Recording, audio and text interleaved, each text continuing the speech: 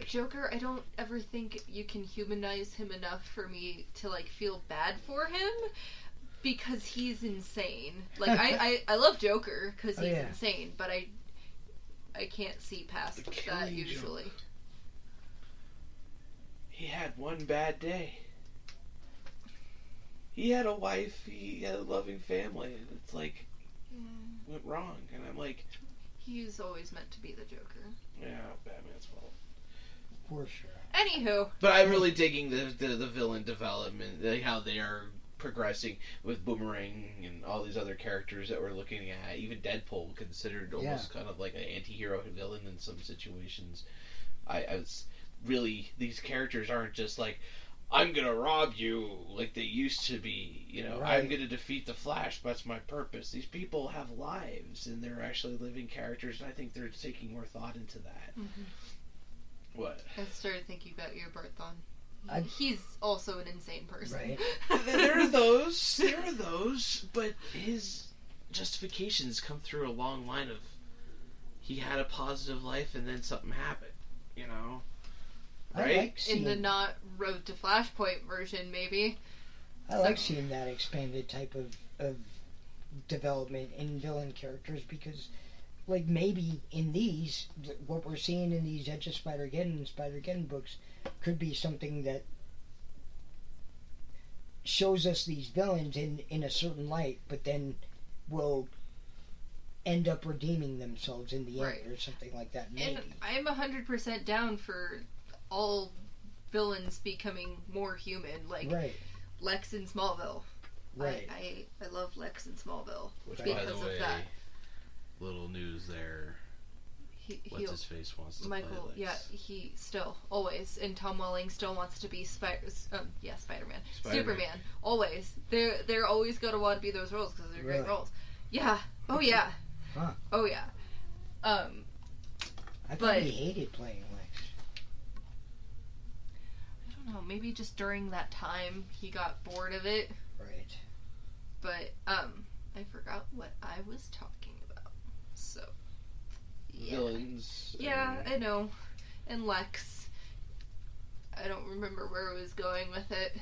'Cause I enjoy villains becoming more human. Yeah. But I also very much like villains who are just straight up villains. Straight up evil.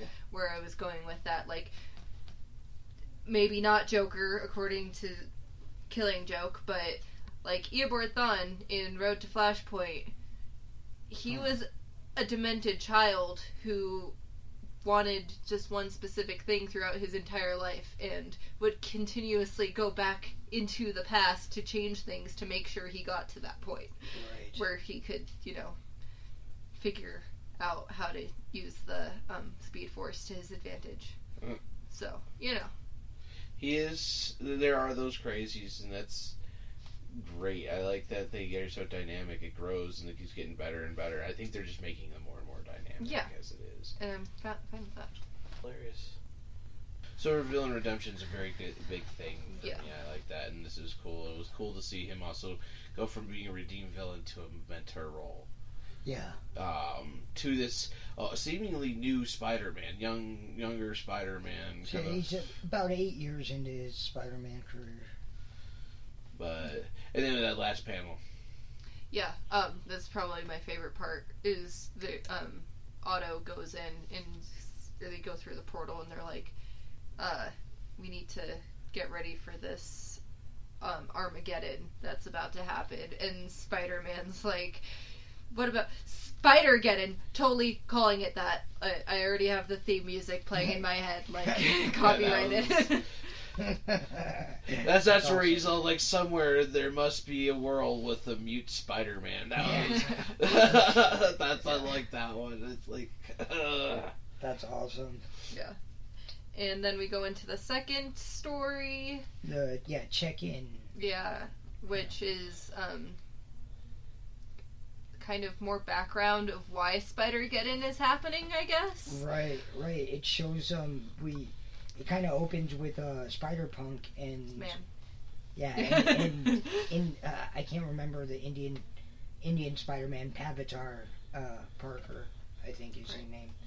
Avatar, but it shows them with, it shows them doing surveillance on a building that has that has the Inheritors locked down in.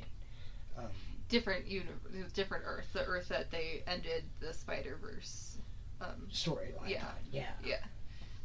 They left him on a desolate wasteland with nothing alive, completely radioactive.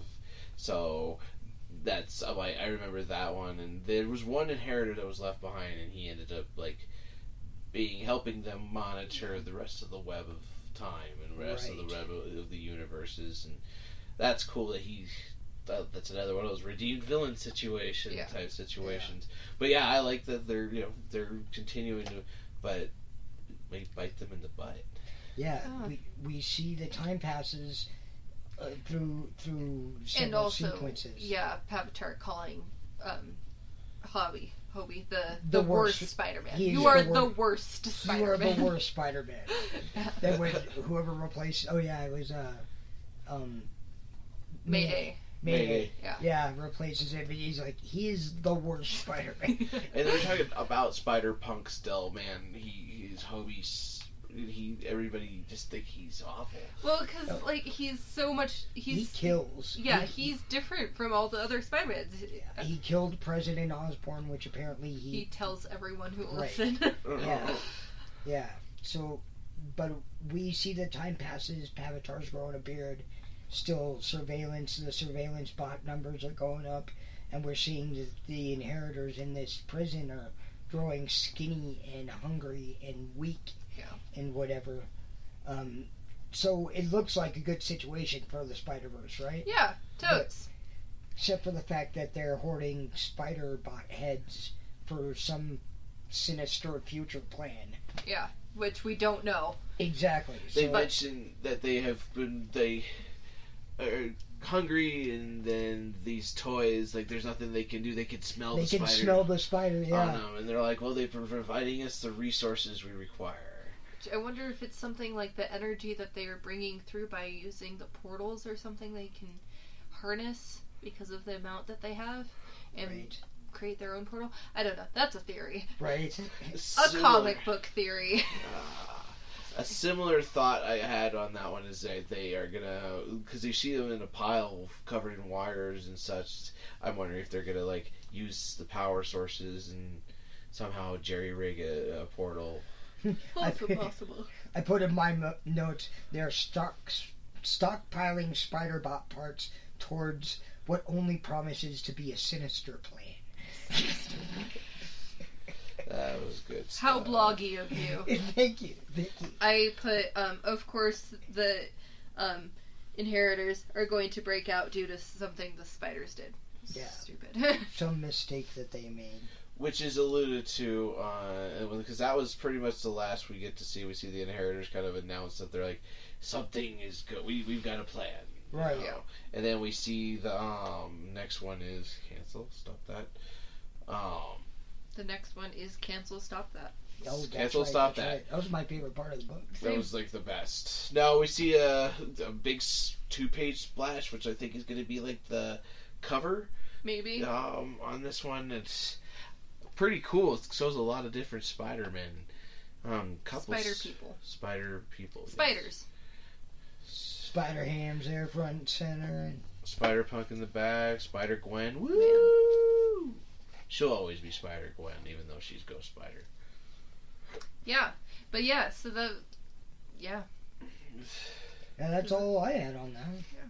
It was an interesting book. It kind of was as expected. It was a little less... I liked the banter. It was cool that, if you didn't play the video games, you still got a decent introduction to the Spider-Man, and he is Peter Parker.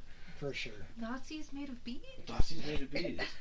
If anything, it was the first time I said that I actually want to play this game.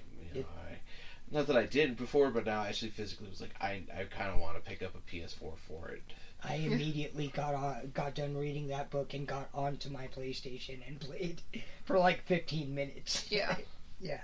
He's like, I had to solve a couple problems. I was sitting there watching it Also, while reading the book, being very confused. I'm like, wait, this is happening and this is happening. Wait. I heard it upstairs from my room while I was reading the book. But it was good. I liked the art on it. It was interesting. Sure. The story, of course, there were moments where I was like, damn, that's pretty cool. Nice. Even that secondary story was cool. Definitely a nice little lead-in. Definitely. Yeah. It's a number 0. And actual, like, explanation of why this is going to happen after Spider-Verse happened, and we're like, oh, that's all over. Inheritors are gone. They're trapped. We don't have to worry about that anymore. And here we are 4 years later. And is it 4 years already? Yeah. Holy moly. It was 2014. Holy moly. Wow. That's quick. Yeah. I'm like, wasn't this just last year? I guess no. Not. No. Feels like it, though. Yeah. But, yeah, that's it. Mm-hmm. So, ending notes. Always like to thank our local comic book store. All Seas Collectibles in Aurora, 1250 South Abilene Street, 80012. Yay! Yes, or just on their website. Yeah, just Google it. And do yourselves a favor, guys. Pick up these comic books. Please. Check out this artwork. Read the words that we are not good at saying to you. Or, like, comment, and subscribe, and you might get these books For digitally. Real. Yeah. Free digital comics? What's better than that? We like to give stuff up, but we're only going to give it if you comment. And a quick shout out to Chelsea, who's this is going to be very, very, very late, but thank you for commenting, and subscribing, and your comics will be on their way, which you have already received by the time you listen to this, hopefully. Very much. I am being accosted by Kitty for loves. Yeah. So I'm going to end on a quote. Cool. Yeah. Wait, we have comic books for next week. Oh, yes, the books for next week. I'm not going to end on a quote yet. We will end on a quote, but when we get through the note. I only had, 2 You books. have Superior Octopus. And Deadpool. And we'll all be talking about Superior Octopus, because it is a tie-in to the Spider-Geddon. Right. I will hopefully be talking about Deathstroke, and maybe Hotel Oblivion, #1, Gerard Way. Cool. Book. Umbrella With Gabriel Academy Ball. tie-in? Yeah, yes. Umbrella Academy, Hotel Oblivion. It's Volume 3 of the Umbrella Academy. And then Sudon and I will be talking about Justice League #9. Nice. And With the Flash cover. Yes. Yeah, I want to see that. I might have to pick that up. Dang it. Yes.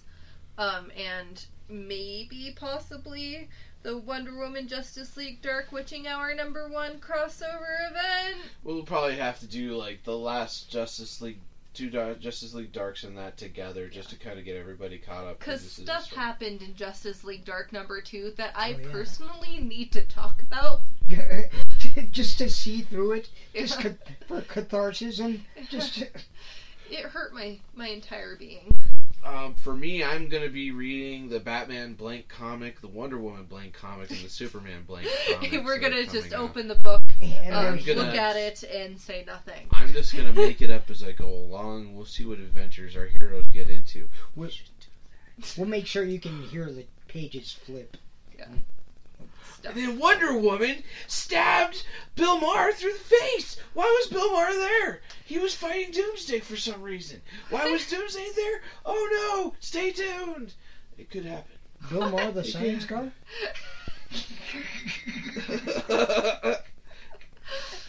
Now, next week I'm inundated with so many books. I really only have Justice League and Deadpool with you guys. Yeah. So I could probably just talk about maybe the What If Spider-Man #1 next week. Oh yeah, that's if. What if Eddie Flash Brock?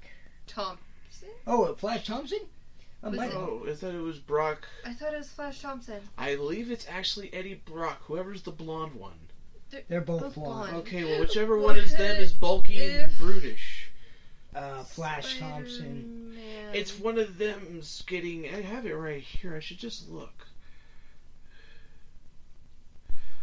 I think what if Peter Parker wasn't bitten by one radioactive spider? Flash Thompson became Spider-Man. Look at I don't even marvel, guys. Yeah.